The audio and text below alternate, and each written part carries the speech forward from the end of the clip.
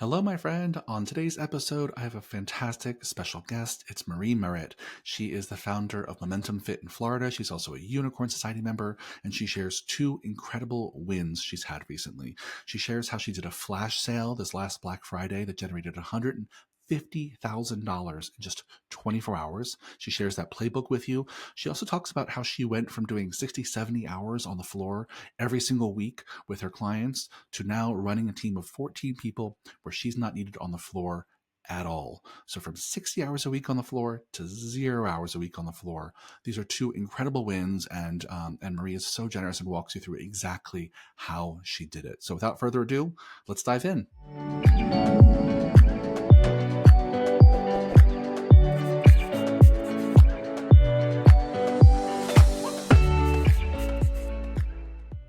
Hello, fitness business nerds. What's up? Welcome to another episode of the Business for Unicorns podcast. Before I jump in with today's guest, I want to give you all a quick reminder that you are invited to our next retreat. We do 2 retreats per year for our Unicorn Society members, and we open up about 10, 15 spots to muggles out there in the world, all of you who are not Unicorn Society members yet, to come and get a taste of what we're all about. The next retreat is in Toronto, March 21st and 22nd. If you click the link down in the show notes, you can get some more information, but spots go very quickly. In fact, I think we maybe are more than halfway sold out at the time of recording this podcast. So if you do want to come join us in Toronto, click the link and we'll get you all the information you need about the whens and the wheres and the whats, but we'd love to have you. Switching gears to today's episode, we have a very special guest on the podcast who I mistakenly thought had already been on the podcast, or she would have been on sooner. So that's my bad, Marie. But welcome to the podcast, Merritt, co-founder and owner of Momentum Fit, Unicorn Society member, overall badass superhero. Thank you for being here. Welcome, Marie. Thank you. I'm excited. Yeah, I'm so excited that you're here. You've had so many great wins over the last, few years since I've known you. You've been in Unicorn Society, and some of the wins we've actually talked about on this podcast recently. Actually, Mike Baranas on the podcast recently was talking about an idea he stole from you. We're going to talk about that a little bit today. Stole from you with permission, and then I want to talk about some other wins you've been having with your team, because you're just one of those people in Unicorn Society that I'm always just so impressed. You just know how to get shit done. You get shit done. You're disciplined and organized. Maybe it doesn't feel like that to you all the time, but from over here in this seat, it feels like you're just so good at managing multiple things. So I'm excited to share some of your wisdom on this call today. Thank you. My team has classified me as a Monday. Yeah. That's amazing. That's amazing. Well, maybe let's start with just maybe introducing yourself a little bit more so our audience can know a little bit more of who you are. So maybe say a little about you and your gym and your experience in Unicorn Society so far. So I founded Momentum in 2005. So April will be 20 years since I opened brick and mortar. And you're down in Florida. Down in Florida, we're in Ponte Vedra Beach. So most of the time the weather's perfect. If people are familiar with the PGA Tour, their headquarters are located within walking distance from my studio. So the location is great. Yeah. Clients can afford what we do. I have a team of 14 trainers. So it's grown over the years. I've definitely made a lot of changes, and business overall is great. Since I've been in Unicorn Society, it's just nice to not feel like I'm on an island. Yeah. And to actually have other types of systems that I could use to overhaul the business a bit, because, if left to myself, I think that I know how to do all the things. And then I realize what I don't know. Yeah, 100%. And that's like the number one thing we hear when people join Unicorn Society is that being at the top, being a founder and an owner of a company can be a little lonely. And it feels like, you would just do what you know how to do unless you had other outside influence from a coach, from a community, from peers, and so I'm glad to hear that. And we're going to dive more into the systems that you've been improving in a minute. Anything else you want to share about Momentum? No, I mean, it's been, I would say, my entire adult life's work. Yeah. So it's like an extension of my human, which is, it's cool. And at the same time, it creates a very strong attachment that I think a lot of gym owners deal with whenever they have their own business, and learning how to step away out of the, like, working in the business to working on it. It's a big transition. Yeah, 100%. And maybe we'll get a little time to talk about how you made that transition. But the first thing I want to talk about is actually is the sale you did this past Black Friday, just a few months ago now. But I think it's a really great playbook. You had tremendous success. Several Unicorn Center members, including Mike Baranis and others, have been inspired by that and done similar things. But I wanted to hear from you what the idea was, like what the playbook was, and what success you had. So you did basically a Black Friday quick sale. Was it a Mhm. single day sale? It was 24 hours only, 24 hours only. And how much revenue did you generate in that 24-hour sale? in between 160 and 170,000. Wow, that's Um, crazy. yeah, I think the bigger thing is people, of course, they love to save money. Hmm. And the other side with us is we're such a high ticket or high value service that if they can get a deal, they will absolutely take it. And I Yep. am notorious for never running sales. Yeah. So in July, people were talking to us about Black Friday. Are you going to do it again? And I said, I'm going to do something, but I'm not going to do what I did last year because last year's Black Friday, even though it brought in a lot of revenue, was something that I definitely took a very big hit on. Mm. Um, so this year, I tried to minimize the impact of what would be considered a discount, right? Anytime we discount services, I noticed the gap, like we would have to make up. Last Black Friday, we ended up, I'm going to put in quotes, losing around $30,000 because that was $30,000 worth of discounted services. And I said, ooh, I don't like the way that feels. So Hmm. this year, I was willing to give a discount on people making a very big commitment. So basically paying for the entire year up front. Um, and I mean, if you're paying for private training, that was between a $7,000 and $8,000 commitment. So that was a good margin. Yeah. Well, the thing I love so much about this is that you thought about not only what worked and didn't work from the previous year, but also like how it made you feel, right? Like, hey, it was kind of on paper successful. We drove a lot of sales. A lot of people took us up on that offer. And when I look back at it, I feel like I gave away too much money. Like that doesn't feel great to reduce my services that much. So you made a change and still had great success. And so you just kind of walk people through the playbook of how was the offer shaped and how did you communicate it to your clients? I shaped it by sitting down and saying, okay, what would make me want to, Mm-hmm.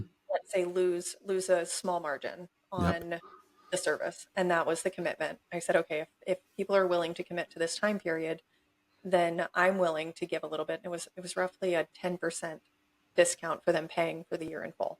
Great. Um, so once I had that outlined, I communicated it to my team, made sure that my team fully understood how to communicate it to the clients so that it was something they were talking about. I text people, hey, it's coming.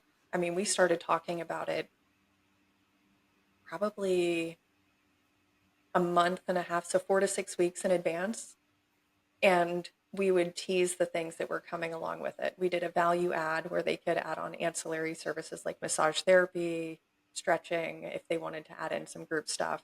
But we started really heavily communicating it, all of my team members. So we made sure that they fully knew what we were doing so they could communicate it to the clients because they see them more than I do. Yep. Um, Email was another one. We made sure that we were targeting. So there was communication going out 2 to 3 times a week in different forms to every single one of the clients who walk in.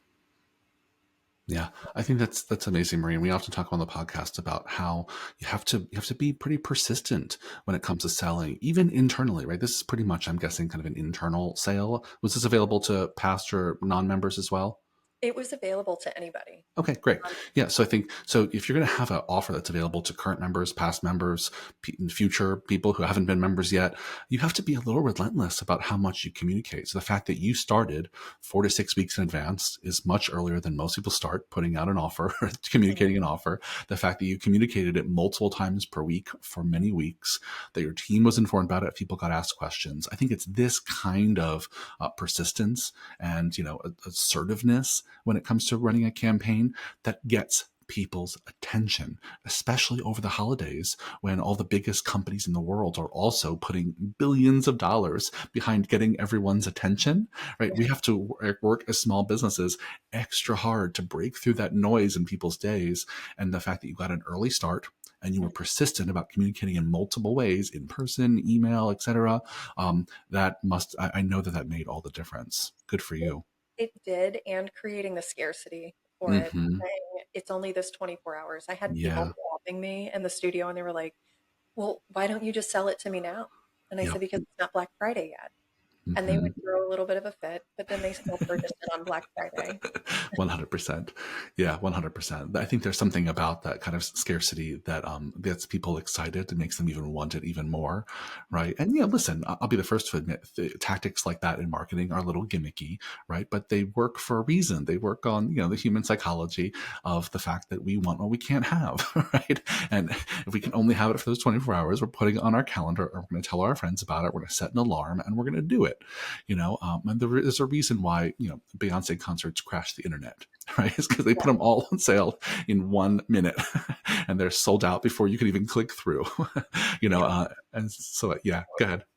No, I was just thinking about Beyonce crashing the internet, and everybody wants to go. Yeah, So it is the scarcity, and then there's the on Black Friday, I sent out I think 3 or 4 reminders, like, "Hey, if you haven't gotten it, it's going to end, and I'm not going to hmm honor this tomorrow." yeah, great. Yeah, I love that. I love that the fact that I love so much about this. So you started early, you communicated in different ways, you didn't discount it too much. It was able to anyone who wanted to take advantage. You rewarded people who wanted to commit to a longer term period.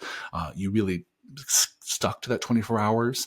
You didn't sell anything before, didn't sell anything after, right? You honored your word, right? I mean, all of this, I think, leads to a really great campaign. And the fact that you don't discount that often throughout the year also makes this extra effective.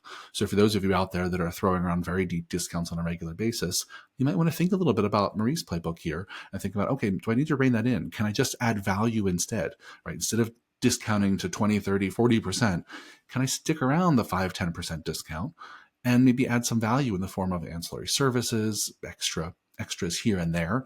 And there's a million ways to add things that don't cost you much. And so I think this is a really just great playbook. What would you say to anyone who's going to try this for the first time? Pick something that's tolerable, Mm-hmm. because the other side of it, whenever we are so heavily discounting things, eventually you become the discount, and that's something Yeah. that is kind of stuck in my brain.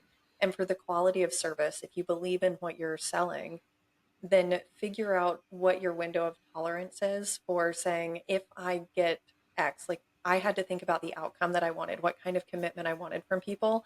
And then me being willing to commit to that, I think makes it easier for the clients to commit to it. Right. But as a gym owner, understanding like where your margins are, making sure that it's not going to make you go broke. Do you remember Groupon? I think Groupon is still a thing. How many places would put themselves on Groupon, and then the Groupon shoppers just wait for that discount to come back out? And it's something that very much, in my opinion, hurts businesses. Yeah. Yeah. I think when you discount too much, too Mhm. deeply, you train people to wait for the discount. Mhm. And then you have all these people who are never going to be willing to pay full price because you haven't actually charged full price very often. And then you don't you get know. the results out of them. I Yeah. mean, for what we do, we need longevity with a client. Yeah. My ideal target is keeping somebody for at least 3 years. Yeah. Yeah, I think it makes a lot of sense. It makes a lot of sense, Marie, because also every time we discount, I know the person who often suffers when profitability goes down because of discounting too deeply. It's almost always the owner who just gets paid a little less. 100% of the time. I don't Right. right. Almost. Yeah, that's it. That's it. All right, wait, I'm hearing a little bit of my echo again, but that's okay. Dear listeners, if you hear a little bit of echo of my voice, apologies in advance. I don't know what the hell's going on today, but we're going to press on. And so that's a huge win, obviously, Marie, which is, you had a great Black Friday sale in 24 hours, what, $150,000 in sales, which are, in some cases, advance money you would have maybe gotten another way, in other ways, new money from people who took advantage of this fantastic offer to pay for a year in advance. So congratulations. Great playbook. I hope our listeners were taking notes. You also, before starting this call, also mentioned you felt like one of your other big wins over this last year or two was actually in improving systems and how to manage your team. And I think having, 14 people on your team is a little on the bigger side for a lot of gyms who are listening to this Yeah. podcast. So can we just talk through and just share with the audience here what you said to me before this about what makes all of that a win for you? What makes reorganizing your staff and expectations and SOPs? Walk me through what about that was a win for you. I think that it made me more reliable for the team because then Mm, again, it sets clear expectations. I was notorious for being the gym owner who I was training probably 60, 70 hours a week. And at that point, you don't have you don't have enough time to be a good leader. I couldn't listen to what my team was saying. It was just, okay, we're all just working, we're all grinding. And then I would realize, oh, well, we had this thing come up and I don't necessarily have a solution for it written down or something that empowers them to take it into their own hands. hmm So I think whenever I came into BFU, it was really good because it forced me to take a deep dive into the systems that I did have in place and figure out where I needed to do and be better. And ultimately, I know if I'm serving my team, I can make a bigger impact on our community. So Yeah. my focus at this point is serving my team, not just the people who walk through our doors. Yeah. Well said, Marie. I think I'm so glad you brought this up because I think so many of our listeners right now are going to be like listening to this and nodding their heads, right? Because all too often, you get started on this business because you liked training people, you like being on the floor. It's maybe what you're best at, or at the time you thought you were best at, and so it's very easy to get stuck on the floor as a founder and owner, and so much so that you can't, like you said, spend any time working on the business or any time being helpful and responsive to your team. And so I think that's a huge pain point for a lot of our listeners. So walk me through, how did you start to first turn that around? How did you, because I think that first few steps is often hardest for people to actually make some time for yourself off the floor. So how did you start to do that? So mine was a little different because Hmm. I had an injury that forced me Oh, out of wow. training. Yeah. So it was kind of a blessing in disguise because I was trying to figure out the way to do it and ease into it. And I'm going to tell anybody who wants to do it, you have to rip the band-aid off. Mm, That expression could not be more true. mm-hmm. Because had I done it slowly, I think it would have suffocated the business. Mm, And I think that's where so many people, because then you have that like fear of disappointing somebody. Oh, well, this client is going to get upset if I'm no longer training them and I'm still training this other person. Um, so I had a forced stop. And that was the biggest blessing because then I said, oh, okay, well, I knew I was a limiting factor for our growth, but now that I can focus on the business, and I would say in what, 30 to 45 days after me no longer training people and I was just focusing on the business and I was healing my body, mm-hmm. our revenue went up a little over $100,000 from the previous year. And I said, oh Wow. shit. Oh, that got my attention. It was humbling. Mm. It was very humbling because I was like, yeah, I'm a rock star, right? Like, good pat on my back. I'm really good at training and my Yeah. clients are happy. Um, but I was not a very good leader. And Yeah. so whenever I was able to step out and focus just on the business side of it, um, my team is more cohesive. Our clients are happy. The business could run. I don't need to go in. I go in because I like it, but the business could run itself. It might not grow without me in it, but it would at least continue to maintain a status quo. Yeah. What a great story. I mean, I'm so sorry that it was precipitated by an injury, but like you said, it has a little bit of a silver lining, right? That even though you wouldn't have chosen that path, perhaps it worked out for the best, and then it just kind of ripped you off the floor. Mhm. I just couldn't be on the floor. And the fact that, not even 2 months later, your business was already thriving without you having you on the floor. And I think it's all those things you mentioned that keep people from doing that. They think, oh, well, my clients are going to be so mad at me if I'm not training them. They'll never want to train with anyone else, yeah, et cetera, et cetera, et cetera. And I find that's almost never the case. Yeah, some I people might be a little bit annoyed, but like if you've done a good job of hiring great people that people want to spend time with, then you can absolutely transition them from working with you to working with someone else. And Yeah. and I think so many of us have like a one. I'm in the same boat as well when it comes to coaching clients. Excuse me. we all, I think, do this work because we have a healthy ego, right? That we are really good at this. So we build great relationships with people, and we like to think that we're not replaceable. And the reality is that we should all hope that we're replaceable. We Yeah. should all hope that we can find and train other people to do what we do so that we can keep growing and evolving our own roles if that's what we want. Well, that brings me to that thought process. How many business owners do you hear say they wish that they had another them, that they could Yes. duplicate themselves? But then whenever somebody else comes along that they could make, hmm, let's say even 70 to 80% of them, Yeah. you're like, no, no, no, no, no, no, no, hold on. There's this level of possession over I don't know what. For mine, I was so afraid of disappointing the clients and what if it Mm-hmm. hurts the business and what if we lose a bunch of people? We lost, I think, three. I had three clients who got, well, you're not coming back. No, I'm not. You're right. I'm not coming back. And if that's so upsetting to you, you are welcome to go. Yeah, I'm so glad that you say that, Marie, because I think people have to be willing to lose a few people, right? There's going to be some clients that are with you for years, and they just can't imagine working with anyone else, and that's going to be okay. But I have to emphasize that was what, 3 people out of how many clients do you have? I mean, out of my Just book at the total. time, right now, I mean, we've got 330 somewhere in that Yeah, right. I ballpark. mean, yeah, a huge number of clients, and of all those clients, you leaving was 3 people who were like, "No, this is not for me," right?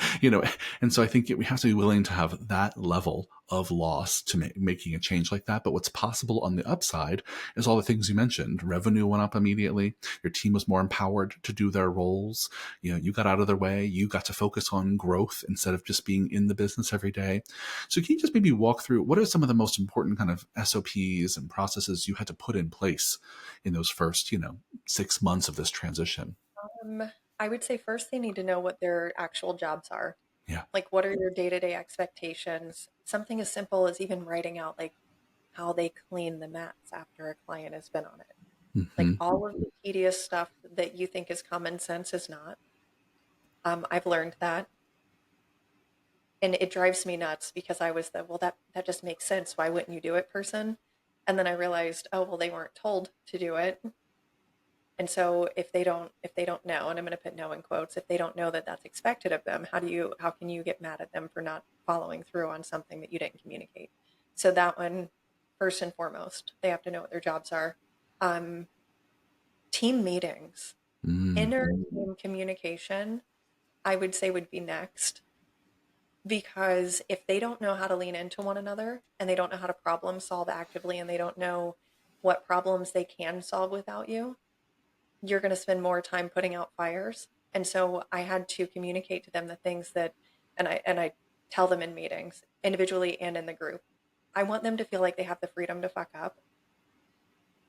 Like, give somebody the freedom to make a mistake because then you can coach them to what like the next level would be or what the better outcome would be. Right? Like, hey, I see that you did it this way. Here's maybe a different way to look at it. All of that. Yeah. But allowing them to make a mistake. Marie, we could have a whole podcast just about this topic because I think it's just so critical. You don't know how many times per week I get on a call with a Unicorn Society member or some other business owner, and they say, "Oh, well, I tried to delegate this thing to X person on my team and try to empower them to really own this part of the business, and it's been a few weeks and it's not working."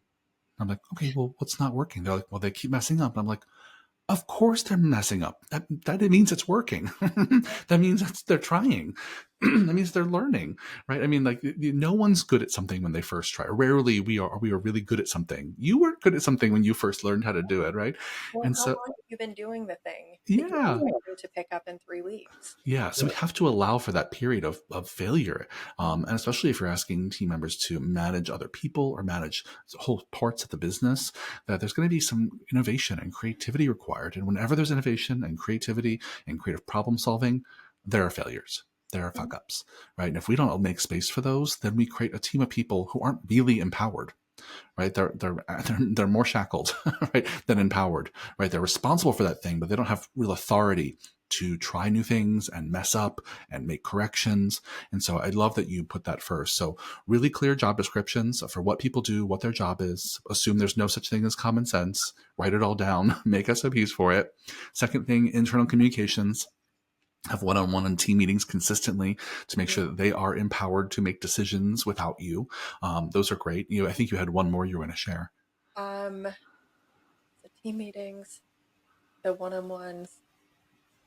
I am how I expect them to interact with the clients would be another one, like Yeah. the outcome that we want. And I do have in our, again, our group meetings and in our individual meetings, I talk to each of the team members on what um, they would like a client to walk away with, and then being able to turn that into a system and kind of creating like a brand standard.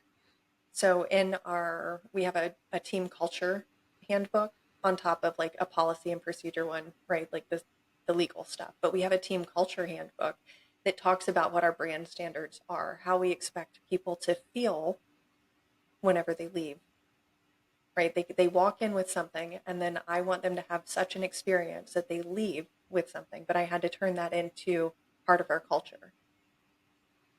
Yeah. I love that. Can you give me like an example of something that's in your culture handbook? Um, so we talk about how we interact with each other from a team level, and that breaks it down into communication. What respectful communication looks like, what being attentive and staying present looks like, what being curious looks like. Um, with clients, we're not here to fix people because people are not inherently broken. It is our job to hear people because, in my opinion, they're the experts of their own bodies and they live in there. So we need to be curious and we need to be open. And instead of trying to fix them, what if we can hold a space and help lead them to, and I'm going to put fixing themselves in quotes, Mm-hmm. Mm-hmm. we can empower them and give them the tools that they need. So those are things that are part of our culture handbook, because if people leave feeling better than they did whenever they walked in, then we did our job right. Yeah, there's so much I love about that, Marie, but I want to just underline and bold and highlight just two parts of it. One is you teaching your team to think about and care about and center how the clients feel, Yeah. not just the process they're using or the words they say or the programs they design, which are all important, but to focus on the outcome is having the clients feel a certain way, I think is really just chef's kiss. Fantastic, right? Because it gets them to really dig into kind of empathy on a regular basis. Mhm. And And I think, people buy feelings. say that again. I'm sorry. People buy feelings. Yeah. Yeah. Exactly. Yeah. They're buying an experience, which means that they leave transformed in some way. And maybe not every day is a major transformation, right? But if there's not most days where you leave feeling differently than you walked in, then what are you even paying for? Right. And so I think it's a great way. It's a really great way to frame it. The other thing I want to highlight here is that you're also kind of empowering your team to really center the client in how they think about their work, Mhm. right? Not just the client's feeling, but just to center them as the thing that everyone's caring about, which I think is huge. And so often it gets lost in the sauce. It gets lost in the sauce that the focus of every session of every day should be with the client. And it's shocking that that's the case, but I see it more times than not. And so I love that you're doing all those things. And again, that could be a whole other podcast for us to talk about. But let me ask you one kind of wrap up question here. So for anyone listening out there who does find themselves focused maybe too much working on the floor, they really haven't had as much time or bandwidth as they want to grow the business and do more marketing or empower and grow their team, where does someone get started? What is your advice to them for just getting moving in that direction? Being willing to a think about what your goals are for the business and the growth that you want, and then remove yourself from the equation and think about what would have to happen in order for the business to grow there without you being directly responsible for providing a service. Great. It would be like knowing how much money is in your bank account. Yep. Um, I think that has to start first, being able to think about what outcome you want and then what would have to happen in order to reach that outcome. Yeah. Yeah, I think that's fantastic. It's practical in that it's very clear on like you have to have some goals first. Then you work backwards from those goals and say, okay, for the team or the support system I have right now, what would need to happen for them to be able to do this, maybe even without me? And that might not be the ultimate thing where you land, right? You might not actually build a team that does it without you, but I think that's the exercise that I love that people should start with, right? Which is do the exercise to figure out what would it take for you to empower and train and give all the power and authority to this team that they need to actually do it without you, and see where you land, see what happens. And I think, all too often we don't give our teams enough credit for really wanting to step up. People want to do a good job at work. People want to learn. They want to grow. They want a sense of purpose. And all too often, as leaders, knowingly and sometimes unknowingly, we hoard the power. We hoard the purpose. We hoard the authority. And I think, Marie, what you've done here and showed such great example of is sharing it, right? Is like humbling ourselves to actually take ourselves off the floor if that's what we want and spend more time actually empowering others. And empowering others means sharing power, sharing authority, delegating responsibility. And you've done that so well, my friend. I'm sure you'll continue to do it well. So thank you for sharing. Is there anything else you have going on in the world where people can learn more about your gym? I think you have a podcast. You want to tell folks about that? We do have a podcast, and it's the Momentum Fit podcast. It's on most channels. We started off with trainer interviews as a way to uh, give the clients a little bit of access to who our team is, and then we Great. started pulling in other professionals. But it's it's entertaining. Yeah. Yeah, that's amazing. I'm so glad you're doing that. And I think, obviously listeners, Marie's podcast is for her clients, to attract clients to the gym. But I think for all of you, it can be a really great thing to subscribe to see how she runs the gym, how she interacts with her team, see how they're talking to people out in the world who are their future potential clients. So I think it's great to go join and listen and see what they're up to, because you're always doing such great work. Thank you Thank you. again for your time, Marie. This was so great. Thank you. Thank you. Yeah. I'm And dear happy. listeners, one more reminder that you're welcome to join us for our Toronto retreat. It is March 21st and 22nd. Click the link in the show notes and come join us. Thank you all so much, and I'll see you on the next one.